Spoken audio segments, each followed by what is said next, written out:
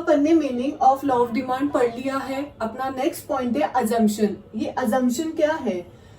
Assumption law of demand में वो होंगे जो कि प्राइस और डिमांड फॉर दी कमोडिटी के अलावा जो अदर चीजें थी जो अपन ने डिस्कस करी है, price of related goods, expectation, taste और इनकम, ये सब क्या है? ये कांस्टेंट रहने चाहिए, क्योंकि लॉ ऑफ डिमांड तभी काम करेगा जब ये चीजें फिक्स रहेगी। और अजम्पशन क्या होते हैं? अजम्पशन वो चीजें होती हैं, एक लॉ को प्रूफ करने के लिए कुछ चीजें अपन कांस्टेंट रखते हैं, तो ये वही चीजें हैं जो कि अपन को कांस्टेंट रखनी है, क्योंकि लॉ ऑफ डिमांड क्या है? फंक्शन है प्राइस और क्वांटिटी डिमांडेड के बीच का। तो ये डिमांड जो है, जो अपन एक्स कमोडिटी की कर रहे हैं, वो फंक्शन है और डिपेंडेंट है। ये दिखाता है डिपेंडेंट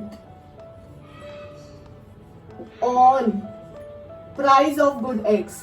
जैसा कि अपन ने लॉ ऑफ डिमांड में पढ़ा है कि इंडिपेंडेंट वेरिएबल कौन होगा? प्राइस। प्राइस पे डिपेंड करती है क्वांटिटी डिमांडेड, और क्वांटिटी डिमांडेड इंडिपेंडेंट वेरिएबल है, ठीक है। तो ये जो इसके अलावा जो चीजें हैं, प्राइस ऑफ गुड एक्स, जो उसकी खुद की प्राइस है ना, उसके अलावा जो भी वेरिएबल है वो कैसे होने चाहिए? कांस्टेंट होने चाहिए। ये पूरा अजम्पशन है प्राइस ऑफ गुड एक्स को छोड़कर, ठीक है। अब है schedule, a table showing price and quantity demanded. Schedule, ये जो है ना, ये बॉक्स बना हुआ, ये price of good x, demand for good x, ये क्या है? ये पूरा शेड्यूल कहलाता है। अ table showing price and quantity demanded, ठीक है। डिमांड कर्व, अब अपन सीखेंगे डिमांड कर्व कैसे बनता है, ठीक है। अपन ने ऑलरेडी ये देख लिया है, अगर प्राइस 10 है तो मेरी क्वांटिटी डिमांडेड कितनी है? 80, ठीक है। अगर मेरी प्राइस उस कमोडिटी की 20 हो जाती है तो मेरी डिमांड कम हो जाएगी, क्योंकि क्या है law of demand? Inverse relationship. Price ज्यादा है तो मेरी डिमांड कैसी होगी? कम होगी, ठीक है। यहाँ पे क्या हो रहा है? 10 से 20 प्राइस हो गई, बढ़ रही है प्राइस, तो डिमांड मेरी कम हो जाएगी।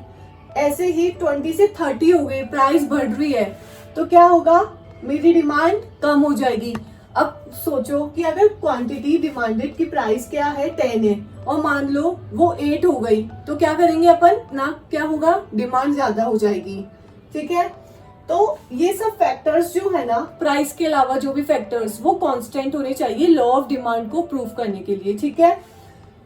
डिमांड कर्व कैसे बनेगा?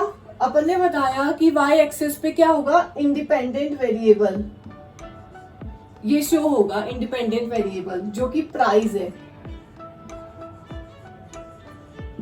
प्राइस है 10, 20 और 30। एक्स एक्सिस पे क्या होगा? क्वांटिटी डिमांडेड शो होगी, या फिर मैं इसको लिख सकती हूँ यूनिट्स, जो मैं परचेज कर रही हूँ, वो है 10, 50, 80। यहाँ पे है 10, 50, 80, ठीक है। 10 पे मैं कितनी क्वांटिटी डिमांड कर रही हूँ? 80, तो यहाँ पे आ गया ये 20। प्राइस पे मैं 50,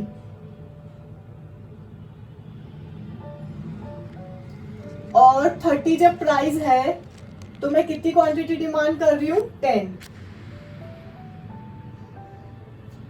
तो अब अपन को इस पॉइंट्स को मिलाना है। तो ये क्या शो कर रहा है? Demand curve.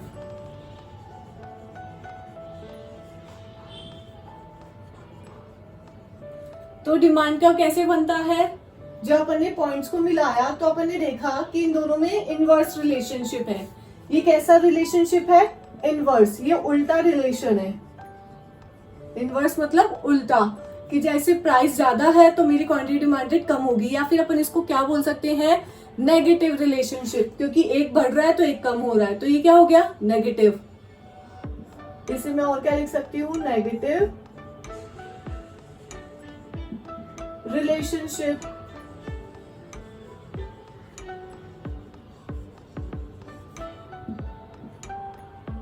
फर्दर अपन स्लोप डिस्कस करेंगे। स्लोप कैसा है इसका? डाउनवर्ड। कैसे आ रहा है ये डाउनवर्ड ऐसे आ रहा है, ठीक है। तो क्या है ये स्लोप इसका? ये अपन आगे डिस्कस करेंगे कि स्लोप कैसे निकलता है, ठीक है।